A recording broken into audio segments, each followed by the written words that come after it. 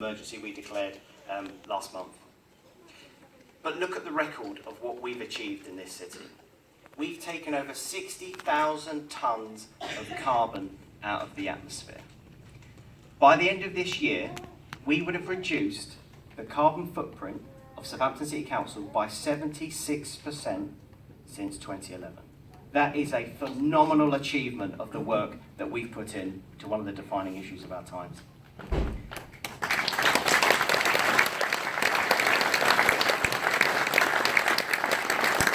But not only that, planning on charging disabled drivers for parking in off-street car parks. You are forcing people who have got mobility cars to drive around looking for on-street parking, which is not very green. well, I And think that we'll pick this up after the talks today. We've reduced air pollution by 24% in some of the most polluted parts of the city as well. And we've done that by a range of different things. We've done that through modal shift, so encouraging more people to cycle, to walk, and to get on the bus. We've retrofitted all of the buses that operate in this city to make sure that they are the cleanest engines that they can be.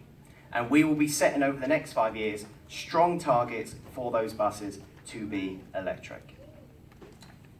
We've also launched the Green City Charter, which is about bringing a range of different organisations together to make sure that they are on that journey to carbon neutrality.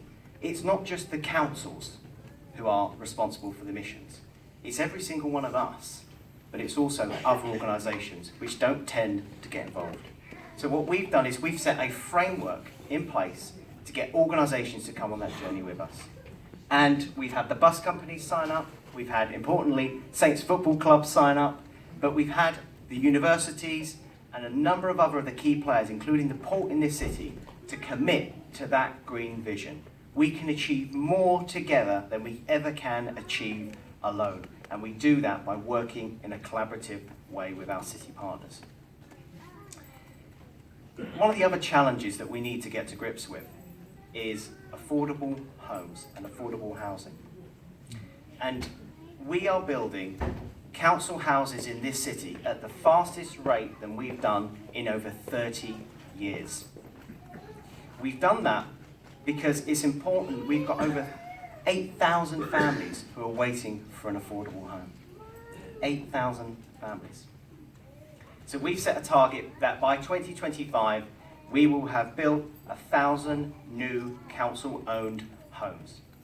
We can build, and we can, now that we can borrow, we're going to show government that councils like Southampton can build the kind of affordable, good quality, zero carbon homes that are needed in this city and across the country.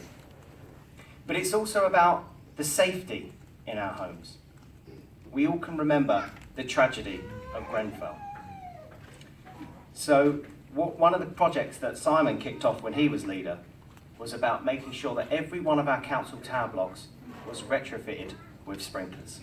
And by the end of next year, 19 of our blocks, all of our blocks, would have had essential fire safety works done and sprinklers in every single one of those buildings.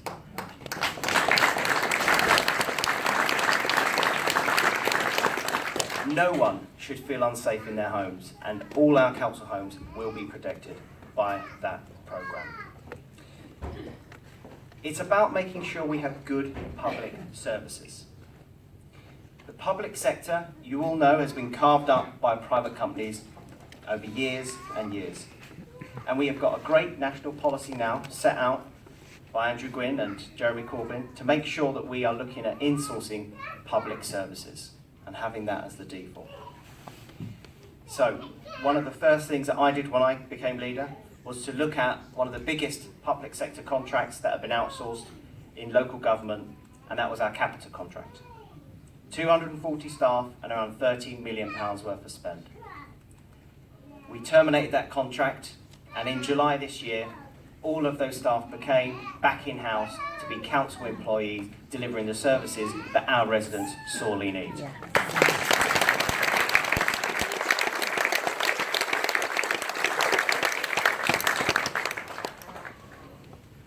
I wasn't going to mention Brexit. And I think it's quite apt that the deadline is on the 31st of October, which is Halloween. But it's about making sure we've got a strong economy. That is absolutely crucial, and it's crucial that everybody shares in the proceeds of that wealth. Not just the few, but an economy that works for the many. So in Southampton, we've helped to attract 2 billion worth of investment in developments, which have transformed the city centre, providing new buildings, new homes, and new platform for businesses. But what we're doing now is to look at the Southampton pound, how we can make sure that that wealth is shared with everybody in the city. It's about wealth building and making sure that all public sector agencies spend their money within Southampton, that they're investing in this city, that they're hiring local people in this city, and that they're building with Southampton companies in this city. The council is borrowing to invest, to buy up assets, to make sure that we can help facilitate that for our residents. And now my fifth challenge is about children. I talked about child poverty, but you could look at the school funding cuts. This government and the government before, under Theresa May, are cheating our young people. No ifs, no buts. They have deliberately wound down funding for our schools. Teachers tell us that children are coming to school hungry, that they don't have the resources to teach them. Is it any wonder that social mobility is going backwards? Is it any wonder that our children are being held back by this government? So in Southampton, we are investing over £80 million in our schools to make sure that everyone has a good school to go to and they get the best start in life. That is exactly what the Labour Party should be about. We launched Feed the Future and set an aspiration that child hunger would be stopped in this city by 2025. And it starts with rolling out a package of free fruit and yogurts in our schools to stop child hunger. Children who turn up to school that are regularly hungry don't do as well as their counterparts, and they can lose years of attainment compared to those children that do. We have to make sure that we do that, and that will be holiday hunger clubs, it will be the free fruit and yogurts in schools, but it will also be making sure that we have things where we open up our Shore Start centres and we have Christmas meals, and making sure that outside of school that they get the food that they need. Next year is Shore Start's birthday, and Shore Start was founded in Southampton 20 years ago next year. So next year we will be doing a range of different events to promote Shore Start and the fantastic work they do in making sure that we give children the best start in this city. Not a single Shore Start has closed in Southampton after nearly a decade of austerity, and that has been a political choice.